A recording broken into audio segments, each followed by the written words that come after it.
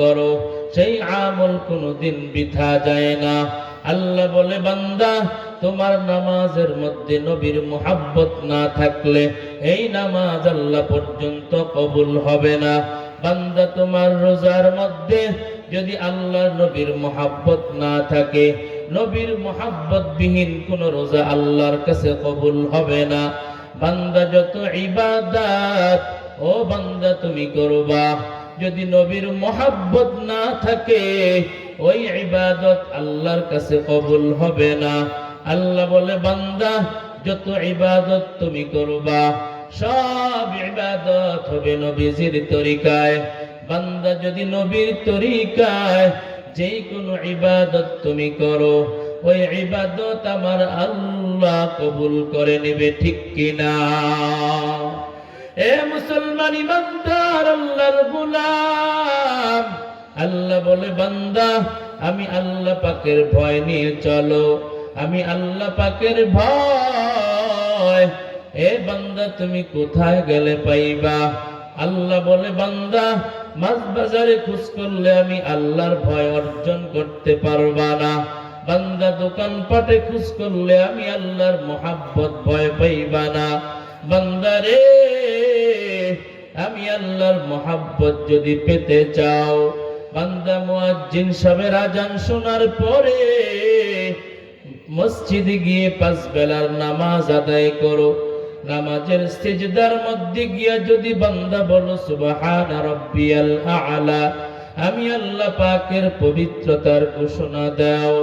আমি আল্লাহ তখন ফেরেশতার সঙ্গে বলি, ও ফেরেশতার দল, তোমরা মানুষ বানাইতে নিষেধ করছিলা, তাকায় দেখো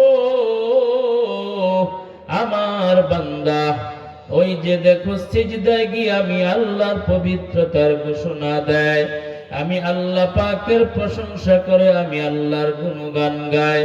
হে ফেরেশতার দল, তোমরা সাক্ষী থাকো, আমার বান্দা কোনদিন জান্নাত দেখছে? বলে না, আল্লাহ দেখে নাই। আমার বান্দা জাহান্নাম দেখছে? বলে না, আল্লাহ জাহান্নামও দেখে নাই। আমার বান্দা আমি আল্লাহকে দেখছে নাকি? বলে না, আল্লাহ আপনার বান্দা আপনাকেও দেখে নাই। আল্লাহ বলে, বান্দা আমার যেই বান্দা আমি আল্লাহকে না দেখে, জান্নাত জাহান্নাম না দেখে আমি আল্লাহর মুহাব্বতে পবিত্রতার ঘোষণা দিয়া দিল, হে ফেরেশতার দল তোমরা সাক্ষী থাকো, আমি আল্লাহ ঘোষণা দিয়া দিলাম আমার ওই বান্দাগুলো বড় পবিত্র। আল্লাহু আকবার। আদর করিয়া মানুষ বানাইয়া কেমনে দিবেন জাহান্নামে ফালাইয়া, কেমনে দিবেন জাহান্নামে ফালাইয়া, সকলেরই দরজা হইতে ফিরিয়া আপনারি দরজায় রইলাম তাকায়া, সকলেরই দরজা হইতে ফিরিয়া আপনারি দরজায় রইলাম তাকায়া। আপনি যদি মাফ না করেন বান্দারে,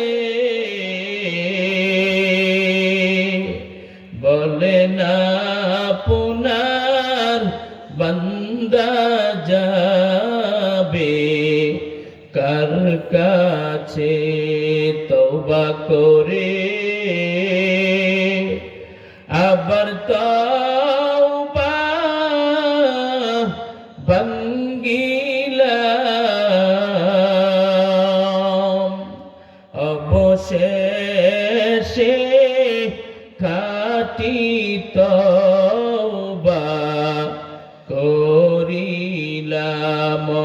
অবশেষে খাটি তওবা করিলাম। যত আল্লাহর ওলি হইল কান্দিয়া, যত আল্লাহর ওলি হইল কান্দিয়া, গুনাহগার হইল গুনাহ করিয়া, গুনাহগার হইল গুনাহ করিয়া। আল্লাহ বলে, বান্দা আমি আল্লাহ পাকের কাছে বেশি বেশি কান্না করো, আমি আল্লাহর ভয় নিয়ে চলো। বলে, আমি আল্লাহর ভয় কেমনে নিবা জানো? সাহাবায়ে কেরাম যেভাবে আমি আল্লাহকে ভয় করছে, আবু বকর সিদ্দিক যেভাবে আমি আল্লাহকে ভয় করছে, সেভাবে আমি আল্লাহকে ভয় করো।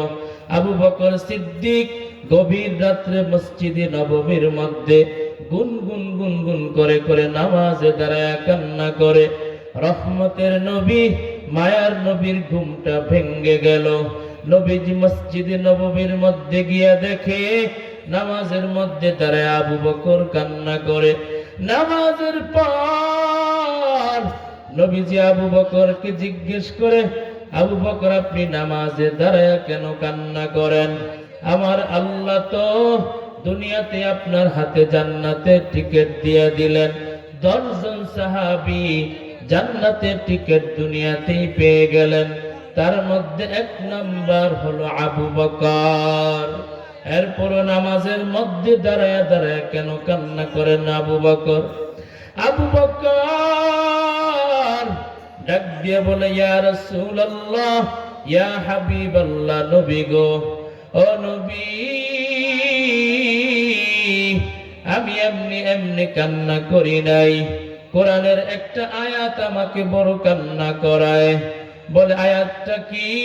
বলে, ইন্নাল্লাহা আশতারা মিনাল মুমিনিনা আনফুসাহুম ওয়া আমওয়ালাহুম বিআন্না লাহুমুল জান্নাহ।